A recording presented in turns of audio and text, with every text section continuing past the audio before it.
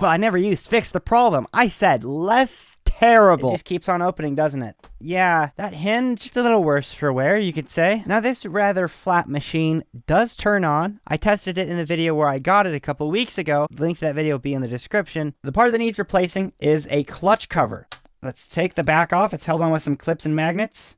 There's no battery in this machine. I'm not going to be getting one, but if you want to help me spend more money on my videos, more money than I did in this video because I bought the clutch cover, you can become a channel member today for $1 a month and get extra videos. There'll be an extra video this week and every week. To get to the destroy clutch cover, I had to yank out all the internals, starting with a couple connectors and the hard drive. First, I had to move the microphone cable, which doesn't matter because it's actually broken. So they won't hear me yelling into the mic in this video. At least, not that mic. Maybe this one. Subscribe, by the way. The hard drive was rather confusing to take out. There's 4 screws and only 3 are immediately visible. It turns out the 4th one is hidden under a cosmetic cover that's glued down for no reason. Taking that off, I can finally remove the last screw. It took me much longer than it should have to figure that out. I try to take my time and be careful so I don't break anything. Being too hasty, especially on old computers like this, can lead to cracky, breaky things that is bad. There's also some adhesive right here. It always feels like I'm breaking stuff whenever I do this because I feel resistance here. Taking my time, I was able to get the cable up without any damage. Now, that's done. Now I can finally remove the hard drive. This drive is the same one they used in those old iPods. And it's used in a MacBook Air, and it's very slow apparently. I haven't tried it for myself yet, but I'll get to feel that later on. Now to start removing the heatsink. The connector for the fan can be released, and the cosmetic fan cover. That's right, it's cosmetic. That's Apple for you. Now I don't think that's a bad thing. That's one of the things that sets Apple apart. But to be honest, I would have rather had the removable RAM. Next, some screws. There goes a brace, and let's tear off that heatsink. And the thing is, MacBook Airs were notorious for having terrible cooling, and I can see why. It's made of nothing. That one cable that was broken by the screen, it's the microphone cable. I can just yank this on out. It's absolutely destroyed. I guess that's better than one of the antenna cables because at least this thing will have Wi-Fi. I mean, who needs a microphone anyway? Well, and before the logic board can come out, there's a couple connectors at the bottom. First, removing the bracket, then the connectors. That's a nice clicking sound. A few more connectors, 3 screws, and there it goes. The tiny logic board, at least compared to the giant 17-inch MacBook Pro from my last video. That was big. This is tiny. But of course, size doesn't matter. And that's just the size of my YouTube channel. Subscriber bad. Starting to look pretty empty in here. And now let's take out this destroyed hinge piece, which is called the clutch cover, and that will fix the problem. All right, does that just lift out? Hey, that's pretty good. And these just kind of come out, don't they? Isn't that just hilarious? Just absolutely mangled. Wrecked. Still is a good looking screen though. And this is the point where everything stopped going according to plan. While removing the 1 billion screws required to take out the clutch cover, one of the little holes broke off. But on the grand scheme of things to come, this is a minor inconvenience. Oh, sorry, did I say 1? Make that 2. This can't be my fault. They're just weak. It's probably because they weren't subscribed to my channel. The clutch cover slides off, revealing the antenna that now has 2 less connection points. We'll fix it later. All right, now that I have everything taken apart, it's time to open the replacement part from eBay. That's right. I did all this work before I even know if I got sent the correct thing. So I'm opening this on camera, and I bought it from a random person on eBay. So, it's time for the ultimate unboxing of the most exciting thing ever. Yeah, so I paid $9.58 for this. To say the least, it is in slightly better condition than the one I have in the laptop. Slightly better condition indeed. What I didn't realize at the time is that one of the screw attachment points for that clutch cover is cracked. It arrived this way, but it's not the seller's fault. It's a genuine part ripped out of another MacBook Air so I could cram it into this one. Super glue will fix it, and hopefully the antenna connection points too. Okay, now begins the suffering. For a while, I was confused as to exactly what the real problem was with this MacBook, so some of what I say next is incorrect, and this cat wants you to subscribe to my channel, by the way. It turns out it's not only the plastic clutch cover that gives the hinge its strength, it's a tiny piece of these hinge plates. This piece, the seemingly insignificant bit of metal that I found at the bottom of the box that this MacBook Air was shipped in. I had no idea what it was at the time, and no idea of knowing, but I saved it. And now I know. Knowledge is power, except in this case, I'm powerless to fix anything. So I'll condense hours and hours and hours of pain into just a few words. I tried to glue the piece back on, the other side's tiny piece broke, the clutch cover I bought had cracks in every hole except one, and this MacBook Air is still a flatbook Air. Oh, and it's actually not the tiny hinge piece. Later I realized the hinges are supposed to look like this. I would never have dreamed that that much metal would have disappeared. In hindsight, sure, I'm an idiot for thinking that, but that much metal from both hinges just vanishing? Man, this really was a bad design. Okay, this video isn't ruined if you subscribe to my channel. So yeah, the screen is back on and it still won't sit upright. But I made something. This something.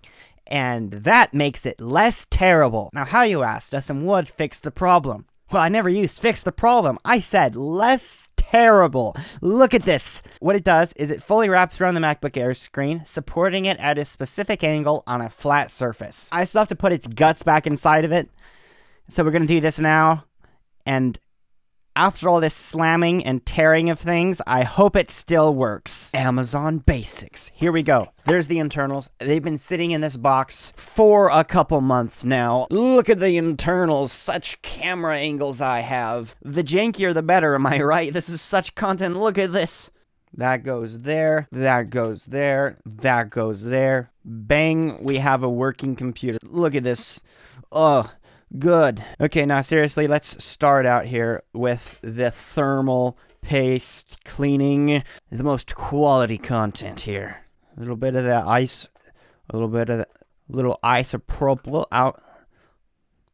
Only the finest content around here. Make sure you're subscribed. It's not as bad as I was thinking, actually. It's still a little bit wet. After getting the dies all the way clean, I gave the logic board a good brush on both sides and moved on to the thinnest paper heatsink. Give it a good pump. Isopropyl alcohol. Man, give it a dab. I gotta wipe all the excess off. We gotta get the most performance out of this machine. There we go. Look at that beautiful out of focus heatsink. Let's give it a good wipe out. That's more than I wanted to put in there. You know, just wipe it off. Isopropyl alcohol. You know, we gotta have the cleanest part of the computer that nobody will ever see. Not perfect, but it's better than it was. Okay, now let's see if I can remember how to put this back together. Thankfully, I still have all the screws labeled, so that'll make it a lot easier. But before I put it back together, I decided to do one last thing.